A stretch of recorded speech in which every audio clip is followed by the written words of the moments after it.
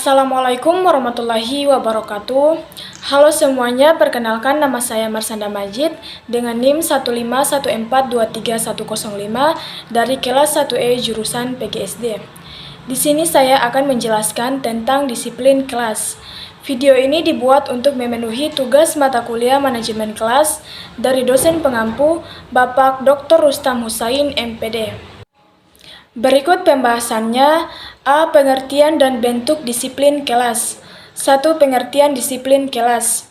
Dalam Kamus Besar Bahasa Indonesia, istilah disiplin merupakan ketaatan atau kepatuhan terhadap tata tertib atau peraturan yang berlaku dan dibuat oleh suatu golongan atau kelompok maupun aturan dibuat sendiri. Berdasarkan pengertian tersebut, bahwa disiplin adalah suatu keadaan di mana suatu berada dalam keadaan tertib, teratur, dan semestinya sehingga tidak ada pelanggaran-pelanggaran secara langsung maupun tidak langsung. Artinya disiplin akan menambah dan dapat dibina melalui latihan. 2. Bentuk-bentuk disiplin belajar siswa. Pertama, disiplin siswa dalam menentukan dan menggunakan cara atau strategi belajar. Keberhasilan siswa dalam studinya dipengaruhi oleh cara belajarnya siswa yang memiliki cara belajar yang efektif, memungkinkan untuk mencapai hasil atau prestasi yang lebih tinggi daripada siswa yang tidak mempunyai cara belajar yang efektif. Siswa yang memiliki disiplin dan belajarnya akan berusaha mengatur dan menggunakan strategi dan cara belajar yang tepat baginya. Kedua, disiplin terhadap pemanfaatan waktu.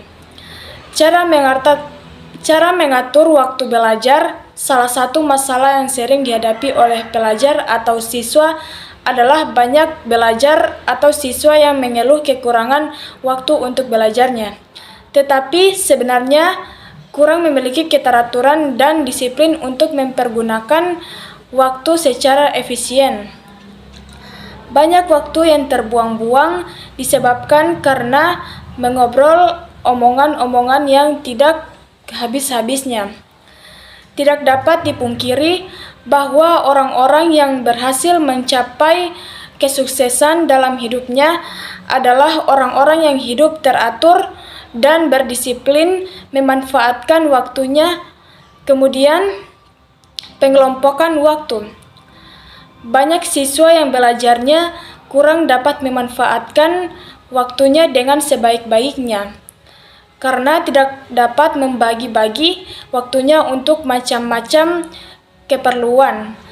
Oleh karena itu, berbagai segi dan teknik untuk mengatur pemakaian waktu perlu dipahami sebagai langkah untuk mengembangkan keterampilan mengelola waktu studi. Kemudian, penjatahan waktu untuk belajar. Pertama, menghitungkan waktu setiap hari untuk keperluan tidur, belajar, makan, mandi, olahraga, dan lain-lain. Kedua, menyelidiki dan menentukan waktu-waktu yang tersedia setiap hari. 3. Disiplin terhadap tugas. Pertama, mengerjakan tugas rumah. Salah satu prinsip bela negara adalah ulangan dan latihan. Sejalan dengan pendapat yang mengatakan bahwa mengerjakan tugas dapat berupa pengerjaan tes atau ulangan atau ujian yang diberikan guru, tetapi juga termasuk membuat atau mengerjakan latihan-latihan yang ada dalam buku ataupun soal-soal buatan sendiri. Slameto, belajar dan faktor-faktor yang mempengaruhinya. Jakarta Trineka Cipta 2003. Berdasarkan pendapat tersebut di atas, maka tugas itu dapat berupa tes atau ulangan dan juga dapat berupa latihan-latihan atau soal-soal atau pekerjaan rumah. Kedua, mengerjakan tugas di sekolah. Adapun tugas di sekolah mencakup mengerjakan latihan-latihan tes atau ulangan harian, ulangan umum ataupun ujian, baik yang tertulis maupun lisan. 4. Disiplin terhadap tata tertib. Di dalam proses belajar mengajar, disiplin terhadap tata tertib sangat penting untuk diterapkan.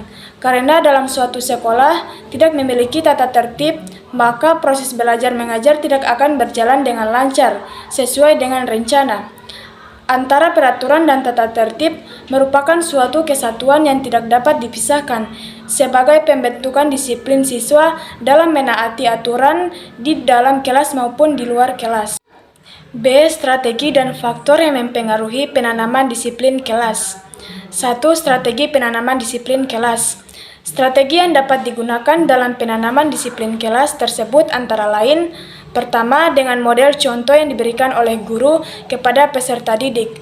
Kedua, menerapkan peraturan pada tata tertib yang fleksibel, yang nyaman, dan tidak membuat peserta didik merasa tertekan selama proses pembelajaran. Ketiga, menyesuaikan peraturan dengan psikologi dan perkembangan anak. Keempat, melibatkan peserta didik dalam pembuatan aturan supaya siswa merasa memiliki tanggung jawab terhadap peraturan yang dibuatnya sendiri, meski pada kenyataannya peraturan tersebut dibuat dan disepakati bersama.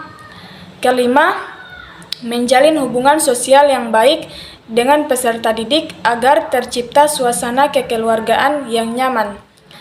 Keenam, mengajarkan untuk hidup menurut prinsip struktur otoritas. Ketujuh, memperlakukan orang tua peserta didik sebagai mitra kerja.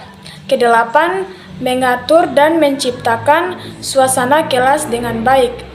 Kesembilan, pemberian reward atau penghargaan kepada siswa yang perilaku baik.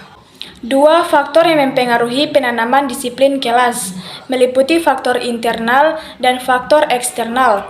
Adapun faktor internal yang mempengaruhi disiplin adalah: pertama, kesadaran diri atau kesadaran yang muncul secara spontan di dalam diri seseorang. Disiplin akan lebih mudah diterapkan jika itu dihasilkan dari kesadaran masing-masing untuk terus bertindak sesuai dengan aturan tanpa paksaan dari luar. Kedua, minat merupakan dorongan untuk mengikuti aturan yang ada tanpa pengaruh dari luar.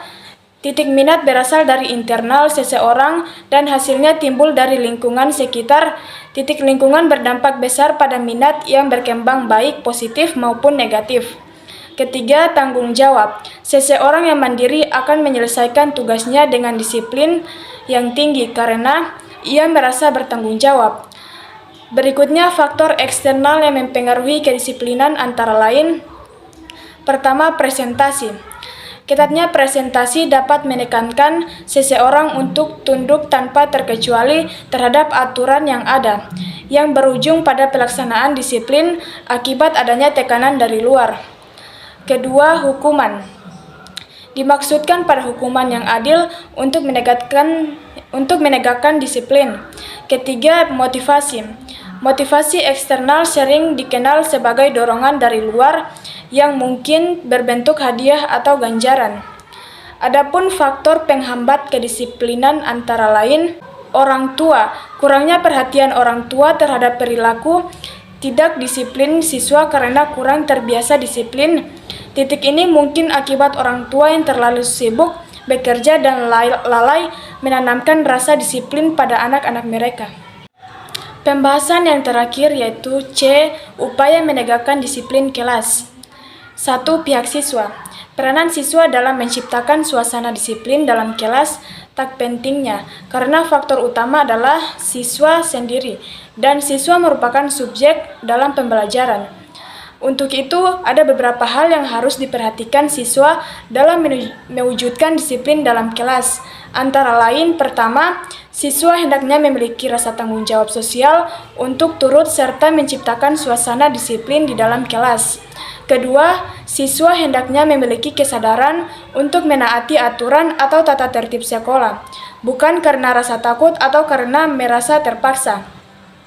Ketiga, siswa jangan merasa diawasi oleh guru dalam melaksanakan disiplin.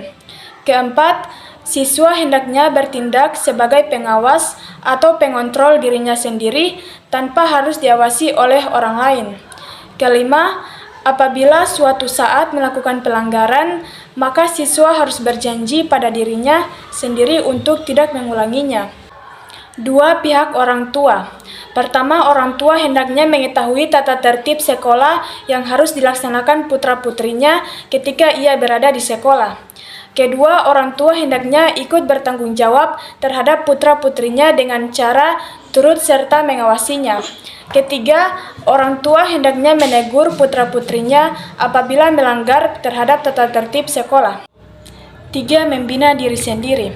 Tujuan pendidikan adalah membimbing anak ke arah yang kedewasaan, yaitu kematangan sosial, emosional, intelektual, dan moral, sehingga dapat berdiri sendiri. Kelas yang demokratis juga tertib sesuai dengan kegiatan yang dilakukan oleh anak-anak. Ketertiban tercapai bukan dengan kekerasan atau paksaan dari pihak guru, melainkan karena anak-anak patuh akan keperaturan. Ketertiban itu akan tetap mereka jaga, sekalipun tidak ada guru di dalam kelas yang mengawasi mereka. Apabila anak-anak itu telah sanggup disiplin sendiri, maka dengan demikian mereka telah melangkah menuju ke arah kedewasaan.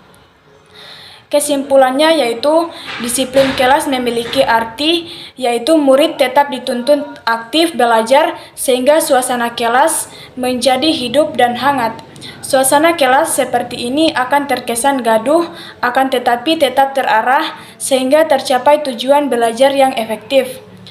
Ini tidak berarti bahwa guru mengabaikan aturan-aturan untuk menjaga kedisiplinan yang berkaitan dengan ketertiban sekolah. Sekian video dari saya, terima kasih sudah menonton. Jangan lupa like dan share ya guys. Wassalamualaikum warahmatullahi wabarakatuh.